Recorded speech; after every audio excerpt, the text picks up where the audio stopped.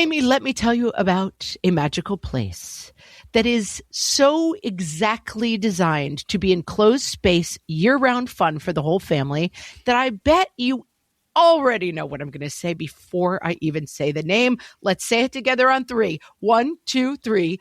Great Wolf Lodge. You got it, Amy. My kids loved Great Wolf Lodge when we went. You probably already know that it has a huge indoor water park with a wave pool, lazy river, a bunch of massive water slides. But then your pack can hit the other attractions because wait, there's more. Great Wolf Lodge has adventure-packed attractions like Magi Quest, a live-action game kids can play throughout the lodge, plus the Northern Lights Arcade. Spent some quality time there, so your kid who loves the lazy river and your kid who loves fantasy games will both have a great time. Great Wolf Lodge also offers great dining options and complimentary daily events like nightly dance parties, all under one roof. Unpack the car once and you're settled in to have fun. And with 22 lodges across the country, you're always a short drive away from adventure. We've both had such great times at Great Wolf Lodge, so bring your pack together at a lodge near you. Learn more at greatwolf.com and strengthen the pack. Amy, winter is upon us. It's back. Seasons are funny like that. They're cyclical. Yeah, it's here not they winter. Come again. And now it's winter again. This interview is with Katherine May. She is the author of Wintering, The Art of Rest and Retreat During Difficult Times. And this book I still think of. It's just one of those books that just stays with you like almost nothing else I've ever read. After this interview, I went and bought 10 copies of the book Wintering, and I gave them out as my holiday gifts last year because I just thought, this is the book that you need to read in the wintertime. And there is something about Katherine May, beyond the fact that she's smart and has lots to say. She has a very pleasing voice. Oh, yes. Very pleasing. Very plummy. Whenever I'm feeling extremely stressed, I like to put this episode on. It's just like, it's balm for my soul. Yeah. She's British, she's calming, and she just has a lovely view. I find that I repeat all the time an idea that she talks about, which I had truly never considered before listening to this interview for the first time, which is that we think that life points towards summer. We think that all of the year is waiting for summer to come, but that everywhere in the natural world, life points towards winter. That everyone spends, animals, people who live in remote places, that people, they do their canning, they get ready. Animals, like we're just looking around. We had a really fat raccoon the other night on the deck. And I said, that's a winter raccoon. He's been getting ready because there's going to be sparse times ahead. And I find myself saying that to people and thinking about this episode all the time, that life points to winter and the idea of preparing and being ready for this very specific season. I've always been a winter person. You're not a winter person. No. You hate the winter. Mm-hmm. But I find the idea of preparing for a season of slowness and maybe a little bit of hardship. And obviously the way that most of us live now, we're not really tucking in for the winter in the same way, but it's just lovely as a concept. And it's a metaphor because we might not all, hunker down until the mountain pass opens in April. It's not that kind of hunkering down, but we all have seasons in our lives that can be wonderful things or can be really hard things that are kind of cutting us off and putting us into this place of isolation. And she really taught me in this episode that those things, they're not bad or they don't have to be bad. And being in that place isn't bad, but it is inescapable. It happens to all of us sooner or later, seasonally. And it's something to be accepted and embraced. And that, they really helped me a lot too. Absolutely. I think this is one of my favorite episodes of the podcast that we have ever recorded. Me too. And I hope you enjoy it as well. Wintering with Katherine May. Hello and welcome to Fresh Take from What Fresh Hell Laughing in the Face of Motherhood. This is Margaret. And this is Amy. And today we're talking to Katherine May, who is the author of the new book, Wintering. Here's a little bit about Katherine. She's a writer of both fiction and nonfiction. Her journalism and essays have appeared in a range of publications, including the London Times, Good Housekeeping, and Cosmopolitan. She's a mom of an 8-year-old boy. She lives by the sea in Whitstable, England. Am I saying that right, Katherine? Is it Whitstable? You're saying it exactly right, yeah. All right. And Katherine is also an avid lover of the outdoors, even when it's cold outside, which Margaret is fully behind. I'm trying to be. Katherine's new book is Wintering, the Power of Rest and Retreat in Difficult Times. Welcome, Katherine. Thank you. Hello. Nice to meet you. I want to live by the sea where you live. I've never been there, but I know I want to live exactly where you live.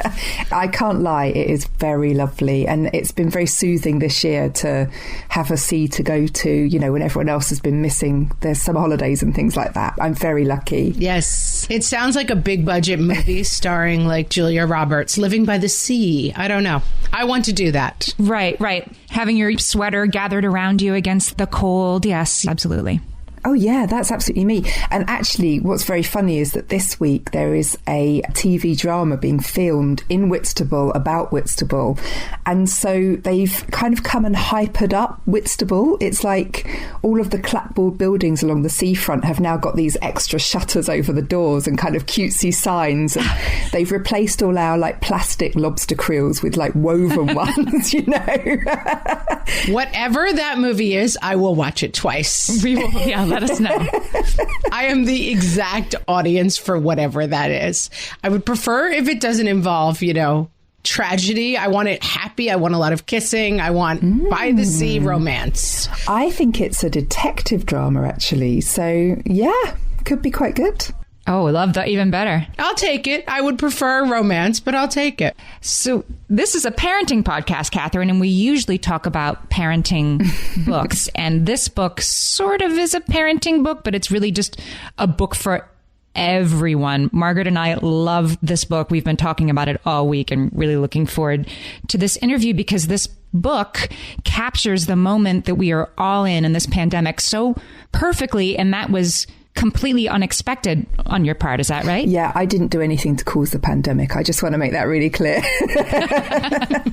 Are we clear? Has that detective out in Whitstable investigated that fully? Yeah, no, you can't pin it on me, honestly. It was written long before any hint of the pandemic had come along, but it's landed at a time that really speaks to the moment we're in, I think. And I wish I could say I'd predicted that, but I really had not.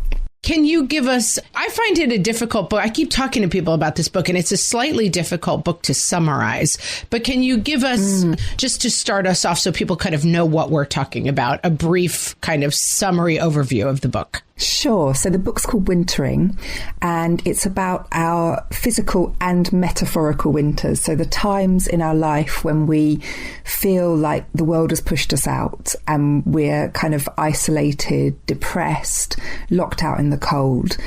But it's also drawing on our actual winters, the season of winter, to think about how we can conceptualize that time, I suppose, and how we can get insights from how like other people survive the winter, the physical winters, in order to learn how to ride out those periods in our own life when we're struggling. And why do you think that wintering is something we do? I think you make the point very eloquently that we all have periods of wintering in our lives when we're kind of cut off from the rest of the world for good reasons, a brand new baby, or terrible reasons, a death in the family.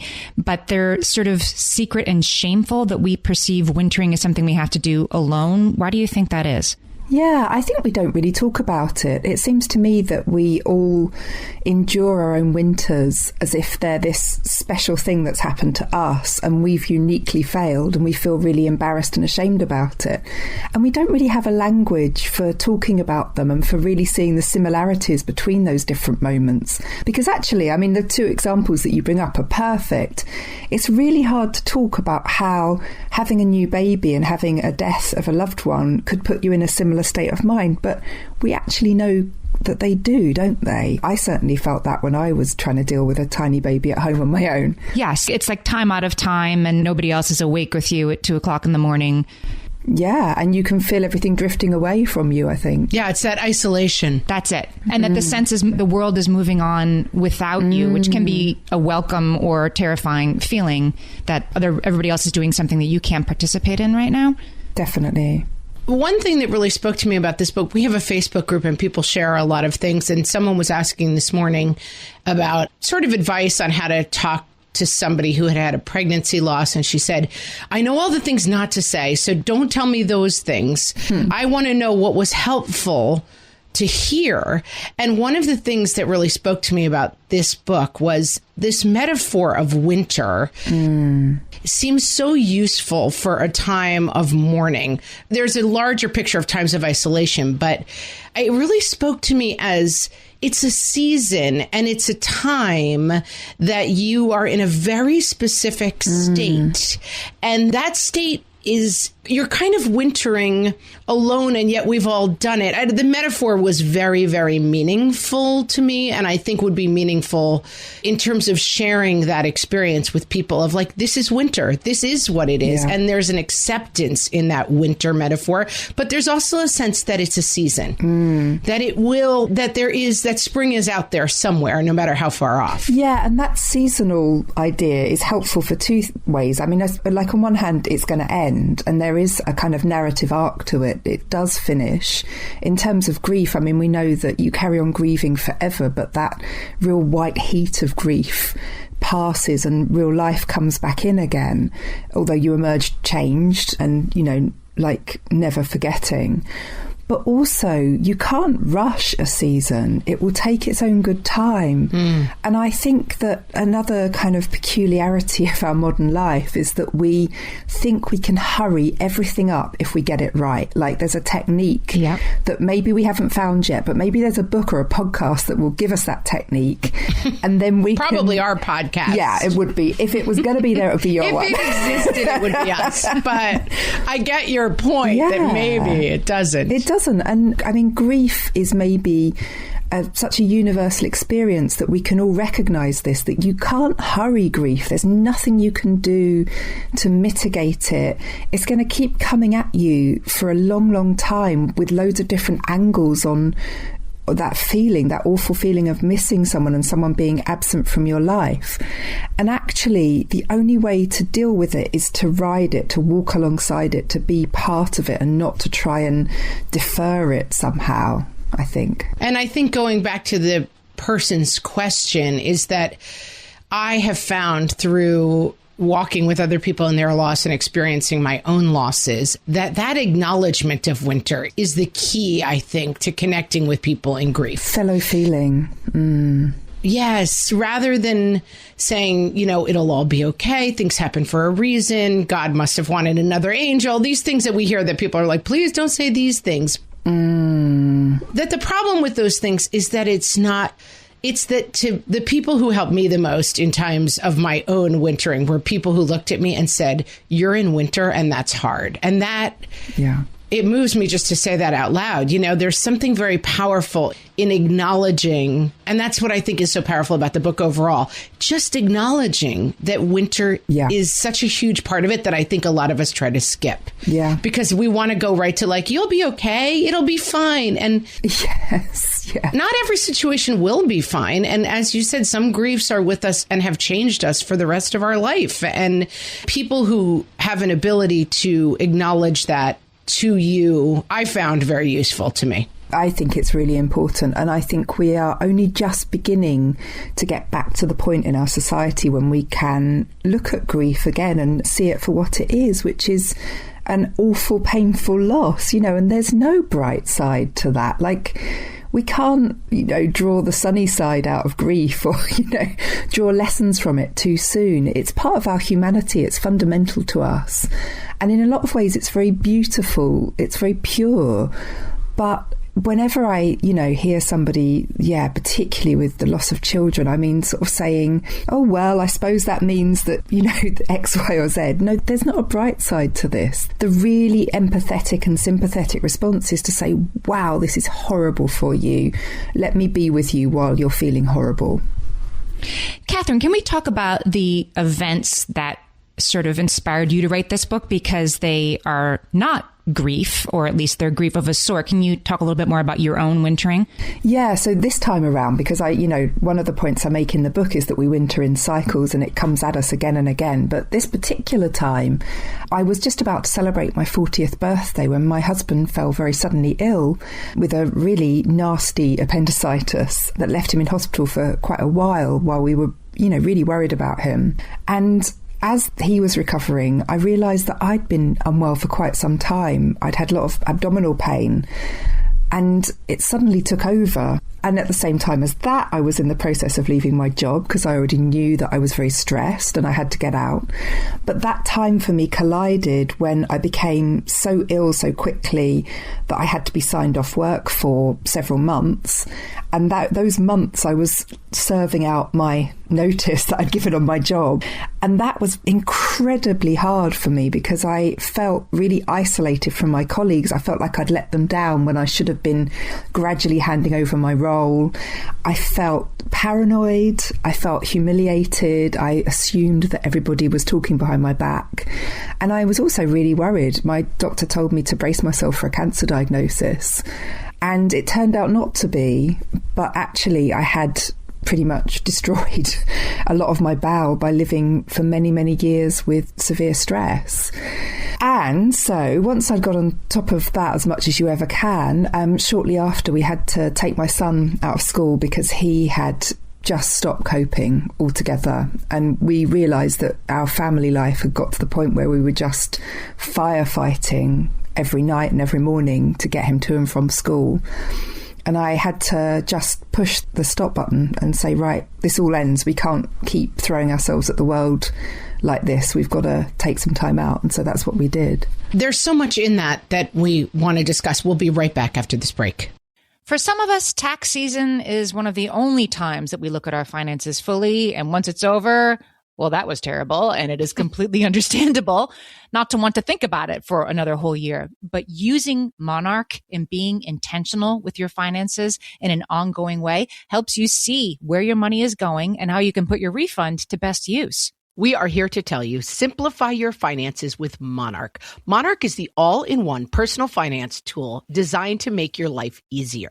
It brings your entire financial life, budgeting, accounts and investments, net worth, and future planning together in one dashboard on your phone or laptop. Feel aware and in control of your finances this tax season and get 50% off your Monarch subscription with code FRESH. As you know, my husband and I are preparing to send, 3 kids off to college, and I cannot tell you how helpful Monarch has been in showing us our full financial picture, helping us to track our spending and reach important savings milestones. Our weekly meeting, Amy, it's now run by Monarch. Love it. Achieve your financial goals for good with Monarch, the all-in-one tool that makes money management simple. Use code FRESH at monarch.com for half off your first year. That's 50% off at monarch.com, code FRESH.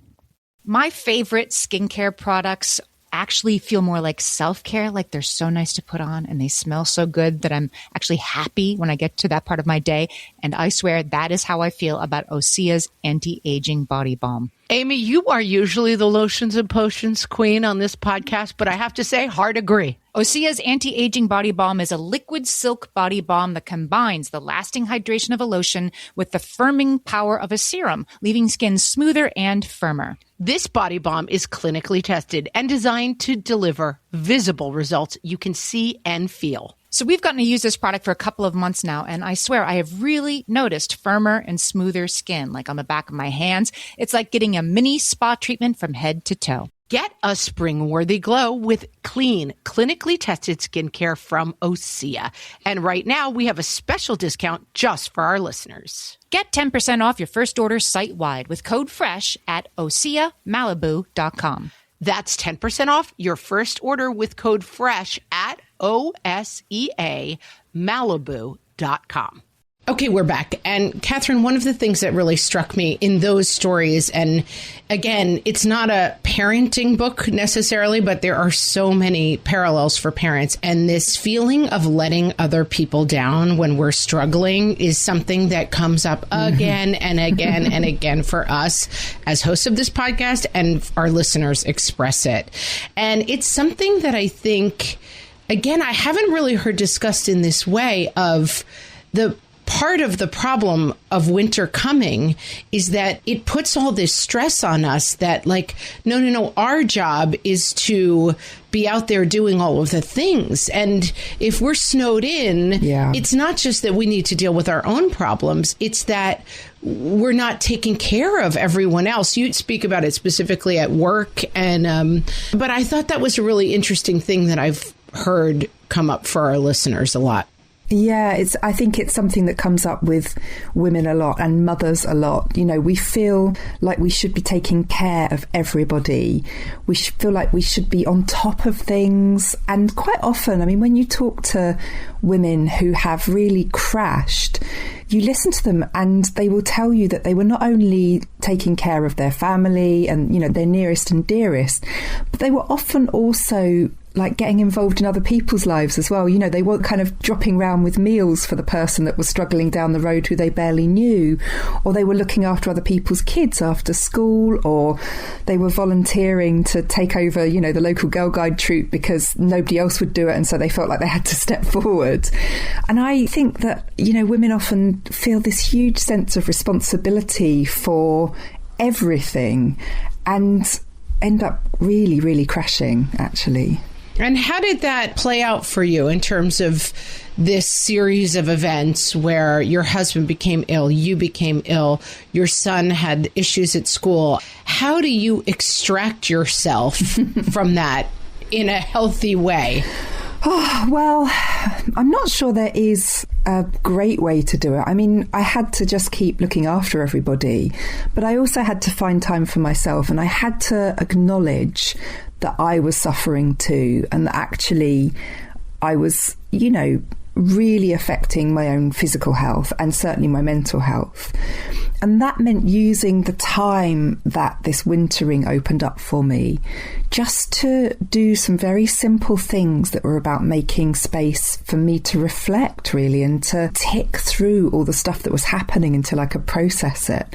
So I did things like I baked a load. You know, I baked hilariously bad bagels that kept unraveling themselves. I love that stuff. I used to be a really good baker, but I've lost my touch. I took loads of walks. I learnt to swim in the cold sea in winter.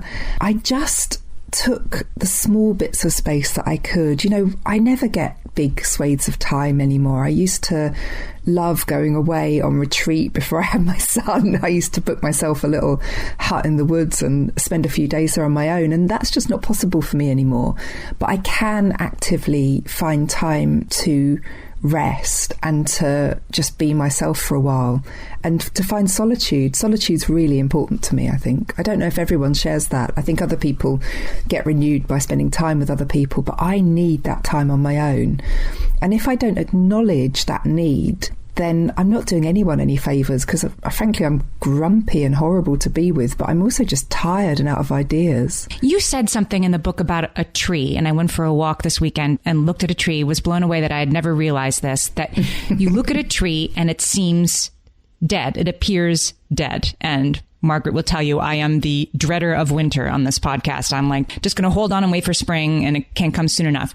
But that a tree is in fact not dead. It's the buds of its next leaves are present. They're there. The tree just knows that this is not a good time to expend that energy.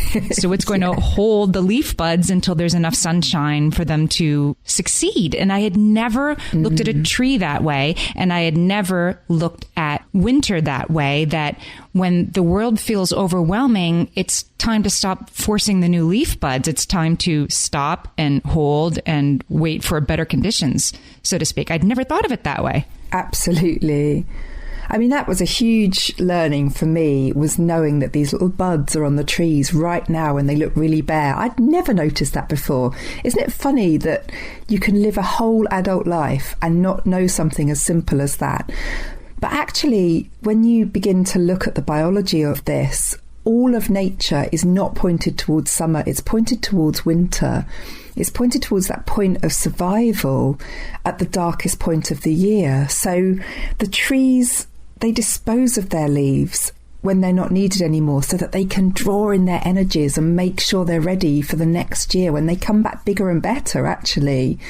And I mean, I spent some time with hibernating dormice, which was the cutest 10 minutes of my life, holding a sleeping dormouse. But, you know, they are awake for a tiny fragment of the year compared to how long they sleep. And they spend the whole time they're awake getting fat, ready to survive that long sleep again. And they're squishy. By the time, you know, these little kind of dumpling dormice that you can hardly see their little hands because it's absorbed in all of their squishy brown fat that they've laid on. And it made me really realise something, which is that we can't only live for the good times and we can't only make those count. You know, they are not all of human life. And I think we often think that anything that isn't completely joyful and completely perfect is something we've got wrong. But actually, the winter is normal for us. It's part of being human. And if we only count the other times, then we are just pretending. We're like wishing away such a lot of our life. There are certain pleasures to winter, I think, and to personal winters as well as physical ones. I mean, I love the cold. I guess I should declare that. I'm a winter lover as well, but Amy's a harder sell. But I think that idea of life points to winter is, again, it's so useful for myself personally and parents writ large, which is, I think that this misperception that it is our job to be the joy cruise director for everyone in our lives and to make sure that every day is a, you know, party on the Lido deck and you're doing the limbo. And if you're not, then I have somehow personally failed my duty as the happiness cruise director for the 400 people I know. And like, you're going to get your card and it's it's a pandemic, but I'm still going to make sure we have the elf on the shelf and, you know, whatever and some people take joy in those things. And there are moments of that. My house is festooned like Mad Woman with Christmas stuff because I wanted to cheer myself up. But that is what Christmas is, right? I mean, every year we put up the lights, we put up the decorations to sort of keep the darkness at bay. But I think that reorienting this idea for ourselves and our children, that we had a very terrible tragedy that happened in our town that affected my kids, and counselors came to speak to us. And one of the counselors said to me, and I've discussed it before because it made such an impression on me. She's like, you would never in a million years wish for something like this for your children. But at the same time, the lesson they will take from this, something so terrible happening when they were very young, it will expand their understanding and make room for more of life for them. That idea really moved me. And I think the same thing in this book, which is that holding grief and badness and tragedy at bay, you're missing out. We always say, like, don't do it because someone wrote it in a book. Do it because it actually helps you. And I think allowing ourselves and allowing our children to sit in that winter and that grief and say, this is a time where you are in pain, but it's making you stronger. In the same way that when you're exercising, you're in pain, but it's making you stronger. Like, it's an exercise in a way that is giving you something. You would never have wished for it, but don't miss the gift of it. And that's something I think about a lot in reaction to my kids, because I think I have an instinct to be the cruise director. And I'm trying to leave more room for, like, yes, this does feel bad because you made a really bad choice and now you're sitting in some pretty gross consequences from that bad choice. And it does feel bad. And allowing more room for winter for myself and my kids is something that I need to work on. I think that's so wise. And I know that I think about exactly the same issues so often too. And actually, we talk a lot about making our kids resilient, don't we? We know that we ought to want our kids to be resilient. Yes. Grit is what everyone's obsessed with. We've got to have gritty kids. Yeah. But for our kids to really become resilient, they need to be able to deal with darkness. And if we only ever show them happiness, if, you know, as you say, the kind of cruise director, like, if they're only ever being jollied along and encouraged towards joy and happiness and like essentially looking happy so that we feel better about our parenting quite often. Yeah, that's great. Exactly. Like they cannot develop resilience that way. It's just not possible, because the first time they leave our circle of influence and something bad happens to them, they're going to fall to pieces. And I talked to my son a lot about this when I took him out of school. He was only 6, so he was very small. But I talked to him a lot about how he's suffering right now, and we're going to work through this together, and we're going to be sad together. But that actually he's learning such a lot. And one of the things I kept hammering home to him was that he's learning a lot so that he could show compassion to other people in the future too, and that he could really help others. And I think that's a beautiful thing to be able to offer the world, actually. Can we talk a little bit more about that? I'm curious how you and how any parent sort of protects their little ones right now. I mean, a lot of us are going through a lot of grief or worry or, all kinds of things. And it doesn't really help that we're having this universal experience because we're all hibernating in our homes and doing it. Yeah. And I like the idea of letting my kids in to, this is a difficult period, we're going through it together. And I try to do that in some ways. And my kids are older, my kids are teenagers. But how do you know sort of how much to let your kids into the process and how much to go with what I think sometimes is our natural instinct, which is to be like, winter isn't happening, not in here. Yeah. And that is I found that balance very hard to come by, because actually my first instinct was to say, right, we're going to watch the children's news together every day. And like, we're going to make sure we're being really mindful about what's happening here, but in a kind of measured way. But I quickly realised that was not helping him at all. He needed to be able to shut off from all the bad news that was happening, because there was a level of insight that he kind of couldn't get. And quite early on, an ambulance came past our house and he said, "Is that a COVID wagon?" And I was like, what? Where did you even get that? Like, what is that? Is that something people have been saying at school? But I think in his head, he couldn't quantify what it would mean to have a pandemic. And I think he was thinking that there would be, like people being shipped away all the time. And that made me really think that, we have to protect kids from that 360 degrees news that we all suffer from too. And so I've been kind of drip feeding him information, but we still mention it every day. But I've reduced his exposure as much as I possibly can, because he doesn't need to deal with all the fears that we're dealing with. And I think that's right, because it's developmentally appropriate age-wise. And we talk a lot about that. What is developmentally? What can kids handle, basically? And in that our job as parents is to kind of be our kids' guide and companion through life. We are protecting them from many things. We're protecting them from eating strange, berries off the bush so they don't get poisoned. Hopefully. Yes. And we're protecting them.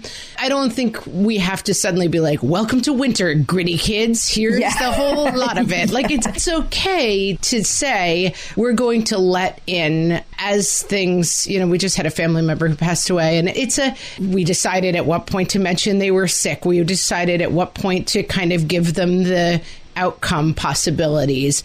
We very much guided the experience because we didn't want to suddenly drop cold water on their head that they weren't ready for. But so it's like you can control, I think you said, the drip of information, right? The drip feeding, and that's what they're up for. And so it's not that we're holding things away from them, but we're drip feeding them. I do think we're like in Brave New World, though, for our generation of parents, because actually I think we're more conscious of the psychology of childhood than any generation has ever been before. I think we have learnt lessons from maybe our parents' generation who often didn't tell us anything. I know that when my grandmother died, like my family's instinct was like, it was none of my business almost. And that, let's not discuss it. Yeah, absolutely. And that they thought they could protect me by not telling me any of the details. And so the shock was enormous, because I had literally no notion that she could die at that point. And on the other hand, we also value childhood as a concept. We want our kids not to have to be forced to grow up too quickly. And I think we're all treading such a tricky balance. And then this lands, just as we're all asking those questions anyway, this damn pandemic lands and we're supposed to figure it out. I don't think anyone anyone knows. And I also don't think that we are getting the balance right for the amount of news we're taking in. So how on earth are we supposed to manage it for our kids? All right, we're going to talk more about that after we come back from this break. Amy, when I'm having a good hair day, it usually makes my whole day better. And that's why on every day, I'm taking Nutrafol. Nutrafol is the #1 dermatologist-recommended hair growth supplement brand. And it's the #1 hair growth supplement brand personally used by dermatologists. Nutrafol's hair growth supplements are peer-reviewed, NSF certified for sport, and clinically tested. Nutrafol offers multiple formulas for men and women, tailored to different life stages and lifestyle factors, so you get support that's actually right for you. Adding Nutrafol to your daily routine is easy. Order online, no prescription needed, with automated deliveries and free shipping to keep you on track. Let your hair be one less thing to worry about. See visibly thicker, stronger, faster-growing hair in 3 to 6 months with Nutrafol. For a limited time, Nutrafol is offering our listeners $10 off your first month subscription and free shipping when you visit Nutrafol.com and enter promo code LAUGHING. That's Nutrafol.com, spelled Nutrafol.com, promo code LAUGHING. All my kids learned to swim when they were little. It was super important to me that they be confident and safe in the water. There was only one problem with that: taking them to swim lessons. I mean, the pools were freezing. There were always cranky adults doing laps right there. And it was definitely not, for any of us, what you would call fun. Amy, heard. But now there's Goldfish Swim School. Goldfish takes a really thoughtful approach to swim lessons, combining research-based teaching with a warm, kid-friendly environment that actually helps kids thrive in the water. Every detail at Goldfish is thoughtfully designed to create a golden experience, from shiver-free, warm indoor pools to comfy waiting areas for parents to professionally trained lifeguards on deck. Goldfish uses an approach called the science of swim play, which combines guided play with proven teaching techniques to help kids learn to swim, build water safety skills, and gain confidence, all at their own pace. Lessons are designed to meet kids exactly where they're at. If you've been thinking about swim lessons or just wondering where to start, this is a great opportunity. Right now, Goldfish Swim School is offering a waived membership plus your child's first lesson free at participating locations. Just visit goldfishswimschool.com/free to find a location near you and enroll using promo code FREE. That's goldfishswimschool.com/free, promo code FREE. So, Katherine, let's talk a little bit more about what you learned in your research for this book about what nature can teach us about slowing down. Oh, goodness. I learned so many wonderful things. I wanted to see what the animal kingdom did. So I thought a lot about hibernation and wondered about whether we as humans hibernate. And it came to me that actually our sleep pattern naturally changes in the winter. So there's some really interesting research, like both historically, and there's some kind of contemporary science that's been done by putting people through what a pre-industrial revolution winter would look like with no artificial light and no clocks. And I discovered that actually, instead of hibernating, human beings have a really interesting pattern of sleep during the winter, which is that they wake up in the middle of the night. And that we tend to now read that as insomnia and see it as a really terrible thing. And again, we think we've failed because we think it's a medical condition and like our sleep's gone wrong. But actually, if you look back into history, there's evidence that people massively valued waking up in the middle of the night in winter. So they saw it as a time when they had like special quiet family time between maybe them and their partner or them and their kids. And it was also this very meditative time when they wouldn't be able to do much because there wasn't much light available, but they would perhaps be meditating, praying, having conversations with each other, having sex, all of the kind of lovely, quiet, intimate things that you might do with your time. And I began to think about whether this is what our hibernating looks like a little bit. We're going to bed early, we're getting up late, but we're also finding this pocket of time in the middle of the night that's actually very special and very particular to winter. So that was maybe one like natural thing that I looked at. I also thought about how nature winters, like how it like brings about efficiencies for winter, how it strips itself down to the barest bones and then flourishes again in the spring. And there's a rhythm to that maybe we've forgotten, that we too can draw ourselves in sometimes and then bounce back into the world when we're good and ready and when the time's right, rather than keep forcing ourselves through loads of social interaction when actually that's too much for us in the darkest seasons. And you also talk about cultural winter, so how certain cultures handle winter and prepare for winter. Again, this idea of preparation. And what are the parallels for people thinking about this new conception of winter? Yeah, so I set out to find out what it was like if you were intimate with deep winter. So people that got snowed in every year. I mean, that's something that I've never had to deal with. Like, we don't get very much snow in Whitstable. So I looked at Scandinavian cultures and talked to people who, you know, would expect from, say, November to February to have their lives seriously curtailed every year because the temperature is way below zero and there's deep snow everywhere. They can't get around. And, you know, again, I learned that they prepare all through summer, just like the animal kingdom does. They preserve food, so they've got delicious stuff to eat. They make sure that their home's repaired. They make sure that everything's ready for the winter. And they make special time during that winter period when they're locked in. So they don't try and pretend it's not happening, and they don't think that it's a great thing. You know, we talk about how much Scandinavians love the snow and how they are, you know, really great with their hygge culture. Well, the truth behind that is that they do it because they absolutely have to, because they know there's so much darkness if they don't find a way to cope with it. You know, they know their alcoholism rates are high. They know their suicide rates high. They know that every year people go out in the cold and die from exposure if they get it wrong. So they create this cozy environment as a way to keep themselves sane and safe throughout winter. And that led me to an exploration of the sauna in Finnish culture, which I found fascinating. It's another funny story, the sauna. Oh, yeah. Well, my own exploration didn't go so well. I mean, it, you know, the person I spoke to about it made it sound great. And she, you know, she sort of said that in Finland, you would not be without access to a sauna. Like, every family's got one, and if you haven't got one yourself, you're sharing it between a few families, and everything happens there. All of life happens in the sauna, and you get together with your family and you talk, and then you have a beer afterwards, and it's really soothing. So I thought I might try and go and sauna, and I fainted on the floor.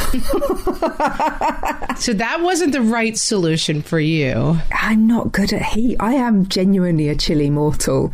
But yeah, I had a very undignified moment of the whole sports centre arriving en masse to give me first aid while I was in my knickers on the floor. It was awful. And so sauna wasn't it for you, but draw us out of the metaphor of winter here, how other people do it, how they prepare. What is the practical application for people who are saying, okay, winter, the season, but also in personal winters, how do we prepare? What is the metaphor of the sauna? What might that be for people in their own personal winters? Well, I think there's a few metaphors that it leads to. I mean, I think it's about contact with the cold. And what I mean by that is contact with your actual feelings, like being there, actually mindfully addressing what's going on in your head rather than constantly escaping it. I mean, that's what seems to happen in the sauna in those cultures, is that people talk through their problems. It's like therapy. And, you know, therapy is a great idea, incidentally, during winter. But it's also about really feeling the bite. And, you know, so I didn't like the sauna, so I started cold water swimming. And that was the thing that really did it for me, that really helped me to cope. Because actually, when I took my body into that incredibly cold environment, my mind was absolutely in the moment. I stopped escaping and imagining this kind of past and future that, you know, could only go wrong. Like, I stopped that paranoia and I took myself right into the basic moment of survival. And for me, I found that incredibly compelling. And I think that's really instructive. Not everybody wants to get into the freezing cold sea like I do. I get that. My sister does. She's a lunatic, though, so I don't know. Yeah, well, you know, I think a little bit of madness is a good thing to have sometimes. I've been swimming today. But what it taught me is that you need a way to shift your mind into you're living at the moment. Like, stop worrying about the future. It's so hard to do. But if you can be exactly where you are at the time, you've got half a chance of processing what's going on. But our tendency is to keep worrying about what we did in the past and to keep trying to reimagine the future and to see if we can make it work for us. And we have got no control over either of those things. What we have got control is what we do in the here and now. And we need to get on with the raw experience of living as we are. That's all we can do. That's all we can control. I realized reading this book that that's what I have been doing with winter, not even dreading the future. I've been like please come future, right? Like, all I have to do is just try to sleep until April 1st and then this is going to be okay. But just to be in the isness of the moment of this is where I am and this isn't something to be withstood. This isn't something to be gotten through as quickly as possible. This is a useful cyclical part of my human experience. I haven't really thought of it that way before. Yeah, it's really hard to do. But I think actually, you know, when you've got kids, you almost don't have a choice, do you? Because you have to be managing their response and how they're dealing with it. And you have to be finding a way through. Like, that's our job as parents. And so that does take us into the moment. But if we teach our kids to only be deferring it, like to, you know, my son would sit on Minecraft all day, every day if he could. Yes. And I have to drag him away from that sometimes because he needs to know where he is in time and space. Like, this isn't the best time of our life, but it is a time. And it is really important for him to grow and learn through this rather than to numb himself, because numbing yourself in the end doesn't work, unfortunately. You say that there's wisdom to be gotten from wintering and that people who have wintered have great wisdom. What do you think the wisdom is that you've gained from your own winters? Oh, I wish I knew. I wish I could just hand you down something that was really... Can you save me the trouble? Can I skip to April? Sorry, it's not that simple. But I mean, I think the wisdom that I've learned is to regulate myself through those times, actually. That doesn't sound like a very big thing, but I've got the measure of the shape of those times when everything goes wrong now. And I trust them much more than I used to. Like, I don't think my life's ending. I don't think that I've failed now once and for all and it's never come back again. I instead think I'm in a winter. And that sounds really small, but it's massive. Like, having that situational awareness that you're going through something at that moment rather than the whole world's coming in is such a different experience. And that's, yeah, I think that's my wisdom that I've gained. What about people who feel like life is a winter, you know, that they don't find it cyclical, they don't find it seasonal? Yeah, and I actually think in terms of, say, chronic illness. Good point. Mm-hmm. That's exactly, I was thinking of someone specific, and that's exactly what I was thinking of. Yeah, I think that's really interesting because I think we often, you know, when we talk about seeing the positive side, they're exactly the people we leave out of this conversation because we're looking for that win at the end of winter, you know, and like it's all going to be the good part. It's got to be crocuses or it wasn't worth it. Yeah. Yeah. And a lot of what we're processing in winter is unwanted change and negative change. You know, like, not all change is positive. There's not a bright side to everything. But I do think that what we're looking for is the way forward, the way to live. And so, I mean, like, to give an example from my own life, I was 40, or no, a little bit before 40 when I learned that I was autistic after living a whole life thinking that I was just like a wonky human being who didn't cope with anything very well. And that was really difficult change to process because that was a moment when I had to accept that I wasn't going to find the right therapy or the right self-help book or the right physical therapy that was going to make me cope with life like the people around me did. But by processing that unwanted change, I do live a much better life. Like, I live with more restrictions than I used to. But that's because I've stopped throwing myself at, you know, all the things that I can't do that completely exhausted me, like some demented blue bottle against a window pane. And so, that's the change that was being offered to me. I don't get to say, no, sorry, I'm not, because I am autistic. But it has let me make a load of adaptations that I'd never have thought to make before, which at first felt like restrictions, but now which feel actually really liberating. And I have the same with with all of my various gut problems. Like, I can't eat the stuff I used to eat. I can't mess about with my stress levels as much as I used to. I have long periods when I feel unwell now, when my movement's restricted because everything's so painful. But I needed to find a way to cope with that, because that's not going away. Like, I can't wish it away. And sometimes the end of wintering is just acceptance rather than a win. And that, unfortunately, is not terribly fair, but it is, again, human. Oh, that's so lovely. We always say at the end of our podcast when we're trying to solve a dilemma that we solved it. That's a solve right there. I feel like this whole book is a solve, friends. You got to read this book. Amy and I have been texting all week different parts of it. I mean, we read a lot of books for this podcast, and we don't often get ourselves quite this excited. Oh, bless you. That's so lovely. Katherine, tell us where on the internet we can find you. I know you have a podcast as well. Yeah, I have a podcast called The Wintering Sessions, where I interview different writers about wintering times in their life. I'm just recording the second series, actually, so I've been doing some really great interviews. I'm so excited to share that. So you can find that wherever you get your podcast. I'm on Instagram. I'm Katherine May _, and I'm on Twitter, where I've got a really complicated Twitter handle. I regret it every time I have to say it out loud. We'll link to it on the show page. Yeah, please do, because it just sounds silly when you say it out loud, but when you look at it, it looks okay.